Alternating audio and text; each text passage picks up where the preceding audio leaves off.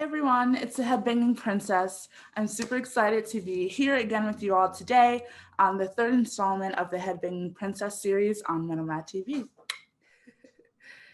Today, I'll be interviewing a very special guest, Ergo Bria. So I'm gonna invite them in and get us started. Firstly, my name's HP. It's nice to meet you finally. Nice to meet you. I'm Bria. Yeah, we've Yeah, DM'd each other like back and yeah. forth. Yeah, so like semi face to face is good to see you. Yeah. But yeah, so let's just start with where are you from? I'm from Marietta, Georgia, which is like a little bit north of Atlanta. So I just say Atlanta because yeah. So I'm Yeah. from there. Right now I'm in Nashville. I go to school here. So Oh, yeah, that's where I am right now. nice, cool. No, I really love just being able to connect with people like across states, across like countries. That's just really Mm. cool. So I'm always like curious, Yeah. where are you from? So you're from Iowa? Yeah, so Yeah, I see. I I was born in Michigan, but I grew up in Iowa and I'm in Chicago now actually. Um, Oh, okay. so yeah, that's where I am. That's fun. Love that. Yeah. Midwest, South represent. Okay. um, I don't even remember how I stumbled across your music. I think like generally like your aesthetic and like just like your image, the imagery that you were putting out on social media was really interesting to me. I mean, I always love to see an alternative Black girl, but like then I saw that you make music too, and I was like, oh, this is really exciting. How long have you been a musician? Um, I recently got asked this question. I think 14 years now. Just a musician as a whole. I became a well, not became like I started learning piano at 8. So Wow. I started out as a classical pianist. Like I went into all of that. I played like violin, viola, and chamber orchestra, and then I went to high school for classical voice and did all of the music stuff there. I didn't really like start taking songwriting seriously until I just spontaneously auditioned for the like songwriting as a major, and then I got Mm. accepted and I was like, oh man, this is a passion. Like I've always written songs, but it's Mm. never been like, oh, I want to like make a living off of this, like this is what I want to do with my life. Yeah. So yeah, technically 14 years if we're just talking about like music. It's only been about like 2 to 3 years. Mm. Yeah. Yeah. Yeah. What is that like? Like, I don't know. I can't imagine like auditioning like for something that is like so like close to me as like songwriting. Like that's so personal and like that takes a lot to like put yourself out there and to like that shows you're really serious about what you're doing. What was it like going Yeah. through that process? Oh my goodness. I love that you brought that up so I can just talk about all of Yes, the oh, please tell oh me. my goodness. So I've never like had that much trouble with like sharing my stuff because yes, it holds a dear place in my heart. And I'm like, man, I created this. Like, these are my feelings and stuff. Yeah. But I don't know. There's always been like, I, I give it to you all, and I'm like, Mm. listen to it, please. Like, I would like to hear your interpretations. And it's never been, oh, I really care. I, yeah, it's just so weird. And I was like that up until high school. Mm. And in high school, once again, it was like a performing arts. It was like super prestigious. And that's when everything like for me changed because they were so hard on all of their students and it caused so much anxiety. I like I've never had stage anxiety or anything until high school. And then that's when things for me started changing and I was like terrified to share anything because I was like scared I was gonna be like just ridiculed for like doing what I want. And that's why it's taken so Yeah. long for me. Yeah, it's I taken so mean, long for me to release the music because I've had this for a very long time and I have so many songs so I have to just like release up to the point because I'm writing every day at this point. But yeah. like yeah, that made it very hard for me to like share stuff because people and peers would be like, why is she like saying that or something? Like they didn't completely understand like songs like I Think Not. They would be like, that's so cathartic for no reason, when I'm like, I was going for cathartic and So that's just what I like like. overly critical and just not even like if it's not for you, Yeah. it's not for you. Well, I Yeah. mean, firstly, I want to say thank you for not going through all that, but thank you for getting to the point where you did release it because it's amazing. And people like me, and I know there are people out there that really vibe with what you're talking about and aren't, feeling like what you're doing is something that doesn't make sense or like something that's they're not gonna like Yeah. criticize it to the point where like it loses meaning for you. Um, Yeah. but yeah, I feel so, like the whole movement of like people of color in alternative music that happened because of like, the pandemic and the whole Black Lives Matter thing, that really helped me like see that there's more people. Like I found people like the Nova twins through oh my that. And goodness. yeah, I You love them gotta to check out death. the Metal Mad TV interview with the Nova Twins. Oh my goodness. Yes, I saw you guys did that. I just haven't checked it out yet, but I'll do that after Okay. this. But yeah, that was a huge stepping stone for me because I was like, okay, people don't hate fuzz. Like, I Yeah, don't know. It's you can just, be yourself. yeah, You can be yourself. yeah, Um, exactly. that makes me think about Willow Smith. What do you think about like what she's doing now? She's sort of I like made absolutely it. love it. It isn't so amazing. I And there's an Avril Lavigne song coming, and I'm just like, oh my I'm very excited. I've been like, I want to be your bassist, but like she doesn't know who I am. But yeah, one day, one it's day. the whole movement. I'm very excited for what's to come. I think it's just going to be like uphill from here. Yeah, And I was very scared for a long time that it wouldn't be. So I'm very happy like things are like that are changing. And there's yeah. artists like these to help lead other like people of color, like Black girls like me, like Mhm. be like, oh, I don't have to go into hip hop or R&B to be Yeah, something, you know? yeah. You aren't pigeonholed to like one type of genre just Yeah. because you're a Black girl. Like, yeah. Mhm. Yeah, I appreciate that and I love what you're doing. Firstly, so your like stage name is Ergo Bria. Mhm. So what's the story behind that? Like what was the inspiration for that? It's a whole thing. When I first put together my band, I thought I just like my name, so I was like, I want my name to be in it. So it was like Bria in the bottom line. And then the pandemic happened and I was alone. So Mm, I just came, I was talking to my mom about like, I was like, what should it be? Because I don't want it to just be Bria. yeah. And I don't know what like came like what pushed me to be like ergo, therefore, like Yeah. I was like, that's a cool word, and then I was like, let me put a meaning behind it or something. So just like how I feel about genres, like I feel like artists should be able to genre bend and do whatever they want. And I feel like with all of the projects I'm working on right now, Mhm. I it's very like they differ, and it just makes all of that, and then it's like therefore Bria. I don't know if that makes sense. It's It, like is it sort of like I always am the person that's bringing everything back to Beyonce, but is it sort of like the Beyonce song like 1+1 where like basically it's like this plus this, therefore this, like you are yes, inspired and of so many different things, therefore this is you, that's that's it. exactly what I'm trying to Okay. say.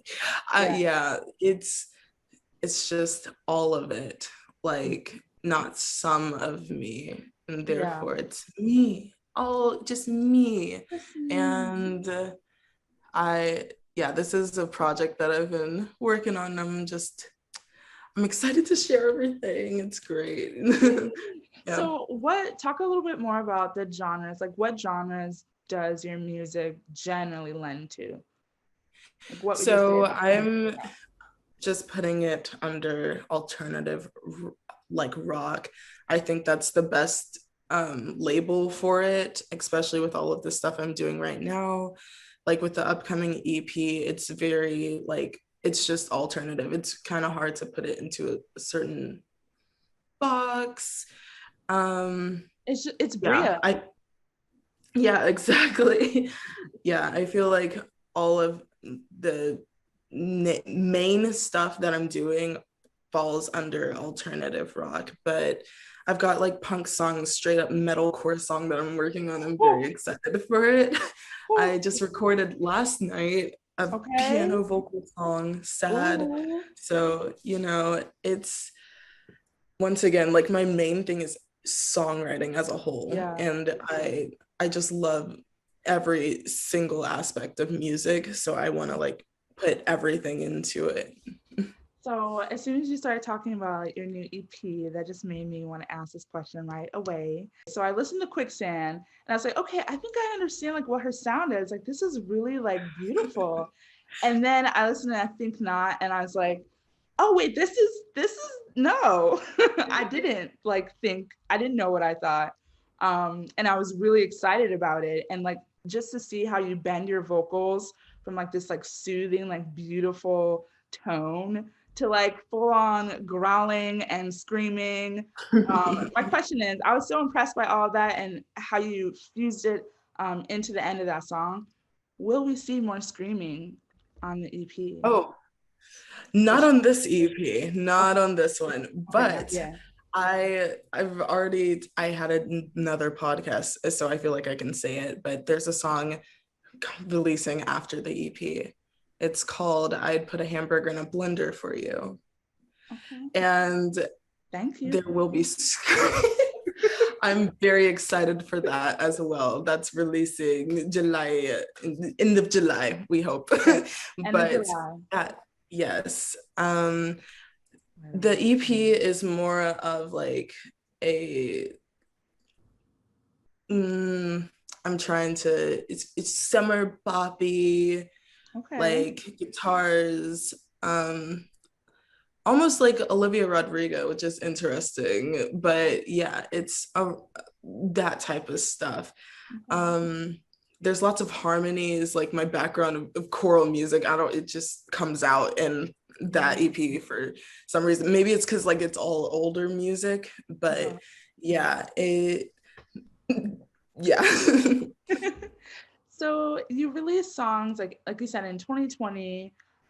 What was it like? Like what was the hardest part, I guess, about creating during the pandemic? Like after you had in your mind that this would be like a group project. What was it like in that being in that creative space? Yeah, the hardest part was I have never produced. I still don't have the money to go to like a studio or anything Yeah.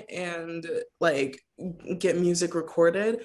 So because of the pandemic, I was able to like sit down and be like, okay, let me get Logic, Pro Mm, Tools, and like yeah. learn how to do this. That's why Quicksand, it was my first release. That was like Yeah. my first whole producing project, and it shows. But like we're learning slowly. The hardest thing was like I like to stay humble and say I don't really have rhythm when it comes to like playing instruments. Like I'm okay at it, but like Yeah. that's just one of my like I would be perfect if I didn't have the rhythm issue, but I do. And I did not know for the longest that I could like make fake drums to like help me, because Oh yeah. I was just using a straight up metronome and trying to record from scratch, and that Oh, was the that's whole issue with hard. Quicksand. That's so But hard. yeah, I had to just like get past that stone, and I'm still learning right now, but I definitely think it's getting better. And just part of it is like I have a very clear vision in my brain of what I want, and I want to translate it into the computer.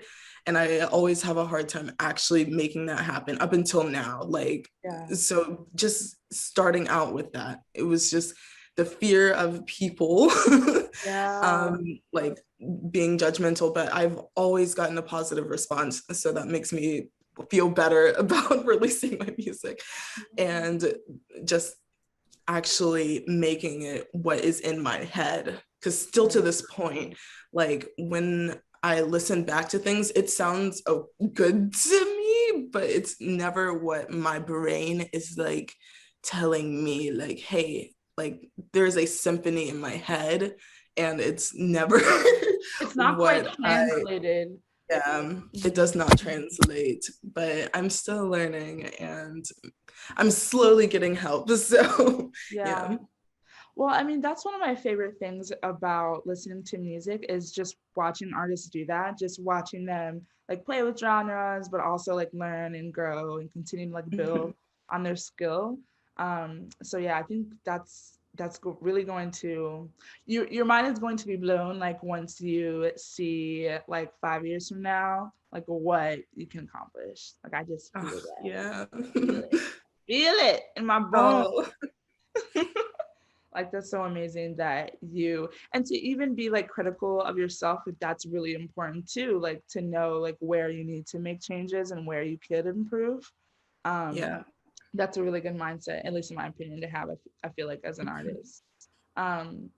So you told us about our sound. Now you talked about a little bit about like trying to transfer what's in your head like through the computer and onto a track.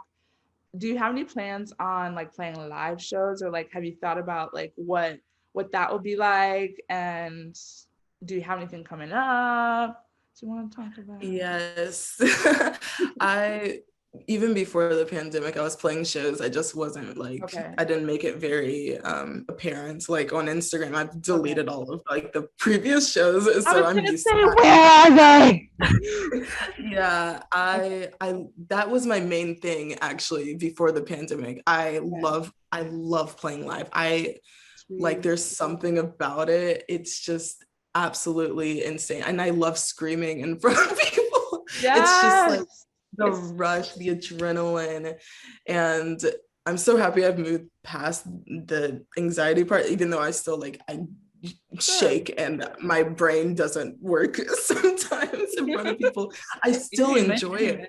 And I do, like, I'm setting up shows. I have a show already booked in Nashville, July 9th at the end. I don't know if this episode will come out before then, but yeah. That is also the day my EP drops. So it's going to be an EP release show. And I'm very excited. I'll be playing songs that I've already released, and then some songs I've written that are coming out soon. So yeah, for sure. That's so exciting. Well, yeah, y'all heard that. Y'all heard. Keep your eye out for that EP, and there's a show coming up. You already heard here, so make sure you know that. That's really awesome. Okay, I want to ask you a little bit about also, you talked about the genres that you play with, sort of. What are the top 5 influences, would you say, of your music so far? Okay. Including the music we haven't heard. Yes. Okay, this is hard because I have like my past self influences and my influences currently. So I'm going to try to blend them together, right? Okay, yes, please. So we'll just start off with the metalcore. I feel like that metalcore and classical music have just made me like, I will say, okay, I'm gonna put 2 bands in one category because they're kind of the same. So Crown the Empire and Of Mice and Men, like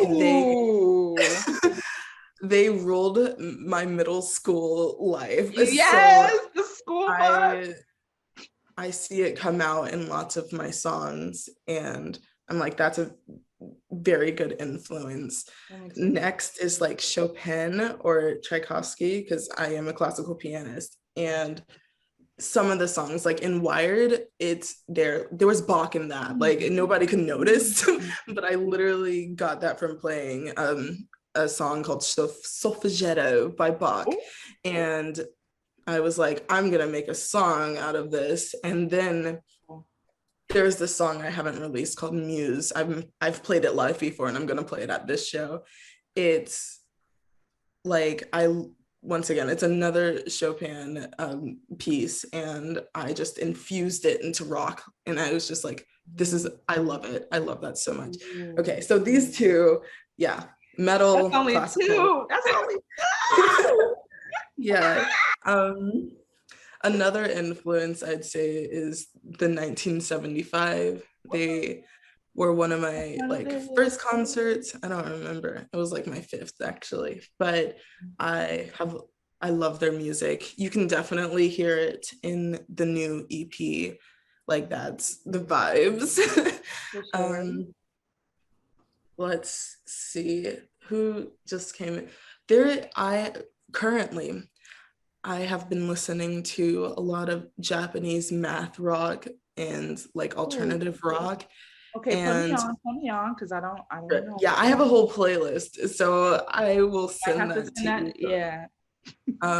But this band, they've broken up at this point, but I've just like discovered them and I'm like so obsessed with them. They're called Kinoku Taite Koku. I don't know it off of my head. I think I pronounced it correctly, something like that. But they are absolutely like, it's just musically, the mix, the fuzz is exactly what I'm going for at the moment. I am so in love with them. And okay, I'm trying to come up with a very good last one. The I will say Mannequin Pussy. I don't know if you know that band, but they're alt rock. Like the Mannequin Challenge. Mannequin Pussy. And I recently discovered them as well, and it just feels like I have written their music in an alternate universe. So I wouldn't like. Well, they're from I would Philly. say, yeah, I would say they're an influence, even though like I actually haven't used them as an influence yet. But it's like our music correlates very well, and I'm like, I've never listened to you. Why do we sound so? But yeah, Awesome. those are top 5 for sure. Yeah. 6, I guess. But yeah. That's really cool, because it's like, you know, what you were saying earlier about like not knowing there's so many people like you like out there. Yeah. Like seeing, like I remember when I used to think being an alternative Black girl was like unique. Exactly. Did you get on Instagram? There's 100 people just like you. Yeah. But So that's really very cool helpful. Yeah. It makes you feel like, oh, I'm not alone, which is like what I don't want to speak for all of us, but that's what I felt for a very long time. I was like, okay, what? I'm the only one out here doing this. What? Yo, I used to be on campus with my black lipstick and blue locks. Like, what's up? Yeah, this is me. you told us all the instruments you play, right? Piano, bass, violin, viola, bass, guitar. Well trained, honey. She's well trained. Am I missing something? I play the ukulele. I don't know if that counts. I've got a didgeridoo in the corner of my room. I don't know how to play it, but I make noise with it, I guess. Oh, that's also music. Yeah. Music is just noise. Yes. For sure. Awesome. Well, thank you so much for joining me today. This was really super fun. I can't wait to see. So tell us the name of your EP and again, where we can find it and when. So the EP releases July 9th. It's just called Ergo in all caps. I meant to put demo in parentheses when I was uploading it and I forgot to. So like, I guess it's just there now, because once again, the producing, like I've done it all and it's all like just me. It's like almost like a work and it's gonna be amazing. I hope so. But yeah, so that's releasing. I thank you so much for having me. I really enjoyed this. It's great.